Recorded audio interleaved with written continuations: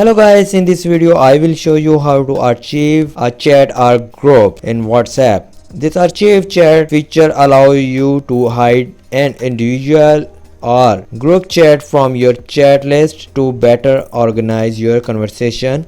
If you want to archive your group chat, then go to WhatsApp app and tap and swipe left and then click archive.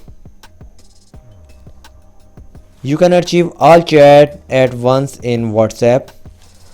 First go to setting and tap chat and toggle off is archive all chat. There is also a problem with this video, so ask about these comments. Any problem related to social media and internet, let them know in the comments bar so that a video can be made on it. Please like this video and subscribe our channel and press icon for any updates and notifications. Thanks for watching.